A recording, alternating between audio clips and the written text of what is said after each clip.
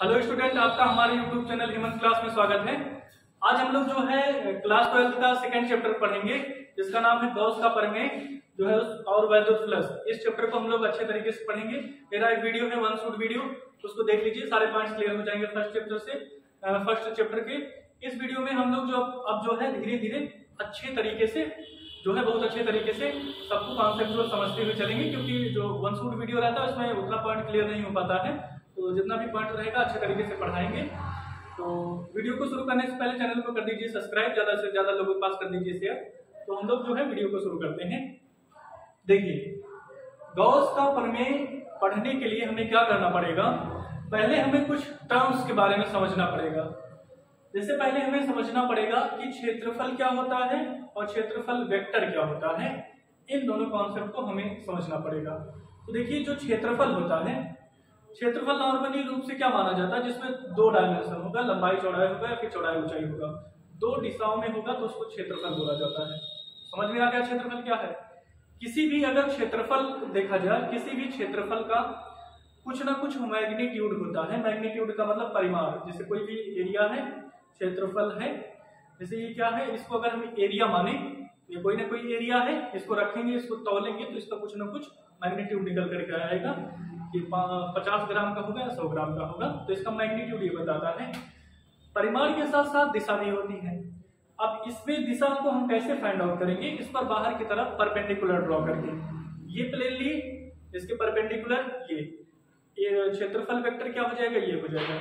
ये वाला प्लेन लिए तो इसके परपेंडिकुलर ये हो जाएगा क्षेत्रफल वेक्टर। उसी तरीके से ये वाला लिए, नीचे वाला प्लेन, तो ये हो गया क्षेत्रफल वेक्टर। ये वाला प्लेन लिए तो इस तरीके से क्षेत्रफल वेक्टर हो गया। तो उम्मीद करते हैं क्षेत्रफल वेक्टर समझ में आया होगा। तो क्या होगा, देखिए, किसी भी क्षेत्रफल का लिखेंगे नहीं ज्यादा, आप लोग सुन करके अच्छे तरीके से समझने की कोशिश करें। किसी भी क्षेत्रफल वेक्टर का कुछ ना कुछ परिमाण होता है। क्षेत्रफल वेक्टर का परिमाण होता है और उसके साथ साथ दिशा भी होती है। दिशा भी होती है, और दिशा को जो है, दिशा को क्षेत्रफल वेक्टर क्यों कहे हैं, तो परिमाण होगा और दिशा होगा। दिशा को जो है बाहर से लंब डालकर ज्ञात करते हैं। तो बाहर से अगर हम परपेंडिकुलर ड्रॉ करें तो वही क्या दिखाता है, क्षेत्रफल वेक्टर को दिखाता है। जैसे ये प्लेन लिए तो इस प्लेन के परपेंडिकुलर ये हो जाएगा क्षेत्रफल वेक्टर, ये हो जाएगा क्षेत्रफल वेक्टर। ये वाला प्लेन लिए तो इसके परपेंडिकुलर क्षेत्रफल वेक्टर ये हो जाएगा, क्षेत्रफल वेक्टर ये हो जाएगा। उसके बाद फिर अगर ये वाला प्लेन लिए तो इसके परपेंडिकुलर क्षेत्रफल वेक्टर ये हो जाएगा, क्षेत्रफल वेक्टर ये हो जाएगा। तो यहाँ पर हम लोग जो है अलग अलग प्लेन के माध्यम से समझ सकते हैं कि अगर उस प्लेन पर बाहर से परपेंडिकुलर खींचा जाएगा तो वो जो है क्षेत्रफल वेक्टर को दिखाएगा या क्षेत्रफल वेक्टर की डायरेक्शन को शो करेगा। इसका ये क्षेत्रफल है तो क्षेत्रफल वेक्टर की दिशा ये होगी। ये वाला प्लेन है तो इसके परपेंडिकुलर ये होगा, ये वाला प्लेन है तो इसके परपेंडिकुलर ये होगा। ये पॉइंट्स ध्यान रखना, क्योंकि ये पॉइंट्स सारे पॉइंट्स यूज होंगे जितने भी प्रमेय हैं। और उसके बाद फिर ये गॉस का प्रमेय, उसके साथ साथ जितने भी जो है अनंत लंबाई का, ये सारे पॉइंट्स यहाँ से इंपॉर्टेंट हैं, उसको ध्यान रखिएगा। तो यहाँ पर ये हम लोग क्षेत्रफल समझ गए और क्षेत्रफल वेक्टर क्या होता है, इन पॉइंट्स को समझ गए। हम लोग जो है इसके बाद फ्लक्स देखते हैं। फ्लक्स क्या होता है, फ्लक्स देखो, किसी भी अगर जो है किसी भी वैद्युत क्षेत्र में अगर किसी पृष्ठ की परिकल्पना की जाए, तो वैद्युत क्षेत्र लेते हैं, ये कोई वैद्युत क्षेत्र है, इसमें हम किसी भी पृष्ठ की परिकल्पना करते हैं, तो इस पृष्ठ से कितनी ज्यादा लंबवत रेखाएं गुजर जाती हैं, उनके नंबर को अगर हम जोड़ लेते हैं तो वही क्या कहलाता है, फ्लक्स कहलाता है। इसका मतलब किसी भी पृष्ठ से जो कि जो है विद्युत क्षेत्र में रखा गया हो, उससे गुजरने वाली लंबवत रेखाओं की संख्या को क्या बोला जाता है, फ्लक्स कहा जाता है। तो फ्लक्स के यहाँ पर इस कंडीशन में फाई बराबर क्या आ जाएगा, ई ए आ जाएगा।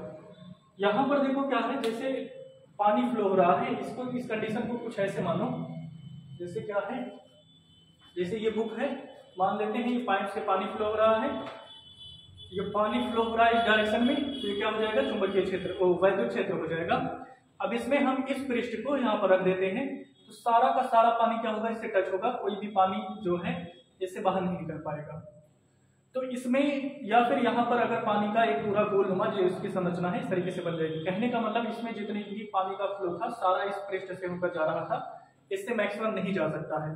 इसमें देखो ध्यान देना, पृष्ठ ये है और जो है डायरेक्शन इसकी ये है, पृष्ठ और पृष्ठ, ध्यान देना, सरफेस पृष्ठ ये और जो है वैद्युत क्षेत्र की दिशा, दोनों की दिशा क्या है, परपेंडिकुलर है। ध्यान देना, दोनों की दिशा परपेंडिकुलर है। लेकिन अगर क्षेत्रफल वेक्टर निकाला जाए तो क्षेत्रफल वेक्टर क्या होगा, हम इस तरीके का पृष्ठ माने थे, हम जो है इस तरीके का पृष्ठ माने, इसका क्षेत्रफल वेक्टर क्या हो जाएगा, इधर हो जाएगा। कहने का मतलब क्षेत्रफल वेक्टर और जो है वैद्युत क्षेत्र दोनों क्या होगा, पैरेलल होगा। तो इसका क्षेत्रफल वेक्टर, ये क्षेत्रफल है तो क्षेत्रफल वेक्टर ये आ जाएगा, तो क्षेत्रफल वेक्टर हो गया और ये क्या होगा, वैद्युत क्षेत्र की डायरेक्शन, दोनों एक ही दिशा में है। कहने का मतलब वेक्टर ई और जो है समांतर है वेक्टर ई के, तो उस कंडीशन में यहाँ पर क्या हो जाएगा, 90 अंश बनेगा, यहाँ पर ई आएगा, मैक्सिमम आएगा, प्लस मैक्सिमम आएगा। या फिर दूसरा ये बोल सकते हैं कि क्षेत्रफल वेक्टर, ध्यान देना, क्षेत्रफल वेक्टर वैद्युत क्षेत्र और क्षेत्रफल ये लंबवत होंगे। यहाँ पर ध्यान देना, यहाँ पर हम क्षेत्रफल लिखे हैं, यहाँ पर क्षेत्रफल वेक्टर लिखे हैं, यहाँ पर क्षेत्रफल। तो कभी भी अगर बोलता है मैक्सिमम फ्लक्स पाने के लिए क्या कंडीशन है, मैक्सिमम फ्लक्स पाने के लिए वैद्युत क्षेत्र ई और क्षेत्रफल दोनों लंबवत होना चाहिए, या फिर वैद्युत क्षेत्र ई और क्षेत्रफल वेक्टर दोनों क्या होना चाहिए, समांतर होना चाहिए, तभी मैक्सिमम फ्लक्स मिलेगा। इसका अगर हम दूसरा इसको किस तरीके से रख सकते हैं, इलेक्ट्रिक फील्ड ये है, हम यहाँ पर सर्फ पृष्ठ को इस तरीके से लेते हैं। कहने का मतलब पानी फ्लो हो रहा है इस डायरेक्शन में और हम लोग अपने सरफेस को ऐसे लेते हैं, तो कोई भी पानी रुकेगा, आप लोग ये बताएं, कोई पानी रुकेगा, नहीं रुकेगा। इसका मतलब कोई भी बल रेखा, यहाँ से बल रेखा ऐसे निकल रही है, सरफेस मैंने इसके समांतर ले लिया, तो कोई भी इससे कटेगा नहीं, तो कहाँ पर निकल पाएगा, कुछ निकल ही नहीं पाएगा। इसका मतलब जो है यहाँ पर पृष्ठ ये है और जो है क्षेत्रफल ये है, तो वैद्युत क्षेत्र की डायरेक्शन ये है, ये दोनों क्या है, दूसरे के समांतर है, तो दूसरे के समांतर है, इसी दोनों दिशा में है, एक दूसरे के समांतर है, इसी दिशा में है। इसका मतलब प्लस का मान इस कंडीशन में 0 हो जाएगा। लेकिन वहीं क्षेत्रफल वेक्टर देखा जाए तो क्षेत्रफल वेक्टर इसके क्या होगा, लंबवत होगा। इसका अगर क्षेत्रफल वेक्टर देखा जाए तो क्षेत्रफल वेक्टर ये हो जाएगा, क्योंकि सरफेस के तो परपेंडिकुलर खींचते हैं, क्षेत्रफल वेक्टर ये हो जाएगा। और उसके बाद फिर जो है क्षेत्रफल बेसिकली ये होगा और उसके बाद वैद्युत क्षेत्र ये है, तो इलेक्ट्रिक फील्ड हो गया इधर, और क्षेत्रफल तो इधर ये क्षेत्रफल है, दोनों समांतर है, जबकि क्षेत्रफल वेक्टर क्या है, लंबवत है। तो उस कंडीशन में फ्लक्स का मान कितना आएगा, 0 आएगा, तो फाई का मान मिनिमम आ जाएगा। मिनिमम क्या होगा, ई ए, यहाँ पर कोई भी एरिया से गुजर ही नहीं रहा है फ्लक्स, तो 0 हो जाएगा। तो यहाँ पर 0 आ जाता है कब, जब वेक्टर ई और जो है समांतर होता है किसके, किसके समांतर होता है, ए के समांतर होता है। वेक्टर ई समांतर होता है ए के, या फिर वेक्टर ई लंबवत होता है एरिया वेक्टर के। तो एक कॉन्सेप्ट पकड़ लीजिए, समांतर वाला क्षेत्र वैद्युत क्षेत्र और एरिया वेक्टर अगर समांतर होगा तो फ्लक्स का मान मैक्सिमम होगा। अगर एरिया वेक्टर और जो है क्षेत्रफल वेक्टर दोनों परपेंडिकुलर होगा तो उस कंडीशन में जो है 0 होगा। तभी तो क्वेश्चन में जब बोलता है कि जो है 30 अंश झुक जाता है, तो हम लोग क्या करते हैं, हम लोग 60 अंश लेते हैं, 90 में से घटा कर लेते हैं। और नहीं तो कभी कभी कहता है लंबवत होगा तो हम वहां पर 0 लेते हैं, क्योंकि अभी इसको हम समझाएंगे, क्योंकि इन दोनों में तो एक मैक्सिमम देख लिए, जो है मिनिमम देख लिए। अभी जो है देखते हैं हम लोग कि जब तिरछा रखा गया होगा तब क्या कंडीशन बनेगी। तिरछा रखने का मतलब जो है इलेक्ट्रिक फील्ड ये है, इलेक्ट्रिक फील्ड ये है, इसमें मैंने कोई क्षेत्रफल वेक्टर लिया इस तरीके से, ये क्षेत्रफल वेक्टर है, तो क्षेत्रफल वेक्टर कुछ इस तरीके से है, तो क्षेत्रफल है। अब देखो इसमें इलेक्ट्रिक फील्ड क्या हो जाएगा, इधर है, क्षेत्रफल इस तरीके से है, इसका क्षेत्रफल वेक्टर क्या होगा, क्षेत्रफल वेक्टर एरिया वेक्टर इस तरीके से आ जाएगा। अब यहाँ पर हमें इन्हीं दोनों नियम को लगाना है, cos थीटा क्यों होता है समझ में आ जाएगा। एरिया वेक्टर इधर होगा, क्षेत्रफल ये, इन दोनों के बीच में कितना कोण बन रहा है, थीटा। अब ध्यान देना, जब क्षेत्रफल जब इलेक्ट्रिक फील्ड और क्षेत्रफल वेक्टर दोनों एक दूसरे के समांतर होते हैं तो मैक्सिमम मिलता है। तो हम एक दूसरे को समांतर कर लेते हैं। इसके अब देखो यहाँ पर इलेक्ट्रिक फील्ड हो गया, ये एरिया वेक्टर हो गया, ये बीच का कोण कितना है, थीटा है। अब इसका दो कंपोनेंट निकाल सकते हैं। एरिया वेक्टर का एक कंपोनेंट निकाला जाएगा तो वेक्टर ए cos थीटा इधर आ जाएगा और यहाँ पर वेक्टर ए sin थीटा इधर आ जाएगा। अब इसका कोई मतलब नहीं है, ये अब देखो यहाँ से दो मतलब निकल रहे हैं। Electric field vector A sin theta की क्या है, वेक्टर ए sin थीटा की क्या है, यहाँ पर परपेंडिकुलर अगर रहेगा तो यहाँ से कोई भी फ्लक्स नहीं गुजरेगा। ई ए sin थीटा से कोई भी फ्लक्स नहीं गुजरेगा, फ्लक्स का मान क्या होगा, 0। जबकि मैक्सिमम किससे गुजरेगा, ज्यादा से ज्यादा फ्लक्स किससे गुजरेगा, इससे गुजरेगा ई, क्योंकि ये दोनों समांतर है। E vector A cos theta यहाँ पर क्या हो जाएगा, क्योंकि ये इसके परपेंडिकुलर है। अगर देखा जाए तो ये भी एरिया वेक्टर है और ये भी एरिया वेक्टर है, एक दूसरे के परपेंडिकुलर रहता है कितना आता है, 0। और यहाँ पर इसके पैरेलल हो जाएगा तो मैक्सिमम हो जाएगा। कहने का मतलब यही फ्लक्स का मान आ जाएगा Fm, या फिर यही फ्लक्स हो जाएगा E। तो फ्लक्स का मान जो है क्या हो जाएगा, फ्लक्स बराबर वेक्टर E ए cos थीटा दिया जाता है, या फिर अब इसका मैग्नीट्यूड लिया जाता है तो फ्लक्स बराबर क्या हो जाता है, E cos थीटा लिया जाता है।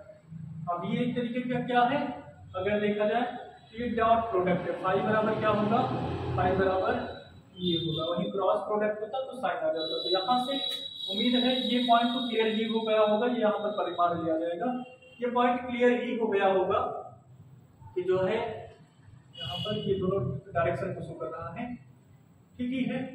तो यहाँ पर ये क्लियर हो गया होगा कि हम लोग साइन थीटा क्यों नहीं लेते हैं, कॉस थीटा क्यों लेते हैं। तो इनको समझ लीजिए, रियल में यही रहता है। अभी पानी इस तरीके से फ्लो हो रहा है और हम इस तरीके से रखें तो कुछ पानी जो है नीचे से फ्लो हो जाएगा, उतना पानी नहीं जाएगा जितना इससे जाएगा, और उतना कम भी नहीं जाएगा, इससे जा ही नहीं रहा है। तो इस तरीके से पानी के माध्यम से इसको अच्छे तरीके से हम लोग समझ सकते हैं कि रियल में प्लस फाई बराबर ये cos थीटा ही क्यों होता है, साइन थीटा क्यों नहीं होता है। तो उम्मीद करते हैं ये समझ में आ गया होगा, उम्मीद करते हैं प्लस जो है समझ में आ गया होगा। अब अगर प्लस समझ में आ गया तो जो है गॉस के प्रमेय को समझने में दिक्कत नहीं होगी, क्योंकि गॉस का प्रमेय जो है किसके लिए लागू होता है, क्लोज सरफेस के लिए लागू होता है, बंद पृष्ठ के लिए। अब समझते हैं कि बंद पृष्ठ होता क्या है, बंद पृष्ठ। अब ये समझते हैं क्लोज सरफेस क्या होता है, बंद पृष्ठ क्या होता है। देखो सरफेस कई दो प्रकार की होती है, क्लोज सरफेस होता है और एक जो है ओपन सरफेस होता है। जैसे ये क्या है, ये अगर देखा जाए तो ये ओपन सरफेस है। दो ही कंडीशन हो सकता है, फ्लक्स अभी यहाँ से देखो ये है, ये हम एक सरफेस लिए हैं, ये ओपन सरफेस है। यहाँ से अगर फ्लक्स इस तरीके से इंटर कर सकता है, या फिर यहाँ से इंटर कर सकता है, या फिर यहाँ से बाहर निकल सकता है। ये इंटर कर रहा है, ये बाहर निकल रहा है, दो ही काम हो सकता है। फ्लक्स यहाँ पर इंटर कर रहा है तो पॉजिटिव मान सकते हैं, निकल रहा है तो नेगेटिव मान सकते हैं, दो तरीके का हो सकता है। ये ओपन सरफेस में रहता है। लेकिन क्लोज सरफेस में क्या होता है, क्लोज सरफेस में ये नहीं रहता है। क्लोज सरफेस में इस तरीके से होता है। अगर नेट देखा जाए तो यहाँ से जो है यहाँ से फ्लक्स गई, यहाँ पर इंटर की, तो इंटर करने पर हम पॉजिटिव मान लेते हैं, पॉजिटिव फ्लक्स हो गया। यहाँ से निकल गई, निकलने को हम क्या मान लेते हैं, नेगेटिव हो गया, -2। तो नेट फ्लक्स कितना आ जाएगा, फाई माइनस फाई, जोड़ देंगे कितना आ जाएगा, 0 आ जाएगा। कहने का मतलब एक क्लोज सरफेस के लिए अगर उसके भीतर कोई भी चार्ज नहीं है तो उसके लिए क्या होता है, फ्लक्स का मान 0 होता है। तो यहाँ से भी ऑब्जेक्टिव क्वेश्चन पूछा जाता है कि अगर सरफेस है, क्लोज सरफेस है, तो उसमें इस भीतर चार्ज नहीं रखा गया है तो उसके लिए फ्लक्स का मान क्या होगा, 0 हो जाएगा। और जो गॉस का नियम पढ़ते हैं उसमें क्लोज सरफेस रहता है, फ्लक्स रहता है। फ्लक्स आता है तब जब उसके भीतर में चार्ज रखा होता है, +2 चार्ज। इसके भीतर में अगर +2 चार्ज रखे हैं तभी फ्लक्स जनरेट होगा। अब देखो चार्जेस भी दो प्रकार के होते हैं। अगर +2 रहेगा तो चार्ज यहाँ से फ्लक्स निकलेगा, अगर -2 रहेगा चार्ज है तो यहाँ से फ्लक्स इंटर करेगा। ये भी पॉइंट ध्यान रखना। अब जो है बैकग्राउंड बन गया है गॉस के प्रमेय को पढ़ने के लिए। देखो गॉस के प्रमेय को पढ़ने का बैकग्राउंड बन गया, हमें लाइन ऑफ फ्लक्स पता हो गया, फ्लक्स क्या होता है, उसके बाद क्लोज सरफेस क्या होता है, उसमें चार्ज रखते हैं तभी बल रेखा गुजरती है। तो ये सारे पॉइंट्स क्लियर हो गए।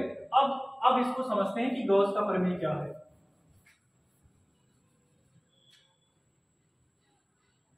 तो गॉस का प्रमेय ये क्या बोलता है, किसी भी बंद पृष्ठ से निकलने वाली वैद्युत बल रेखा, ये कोई क्लोज सरफेस है, यहां से निकलने वाली वैद्युत बल रेखा, यहां से निकलने वाली यहां पर से निकलने वाली वैद्युत बल रेखा, उसमें निहित आवेश का, उस क्लोज सरफेस में निहित आवेश का या फिर नेट आवेश का, जितना इसमें नेट आवेश है उसका क्या होता है 1/ε0 गुना होता है।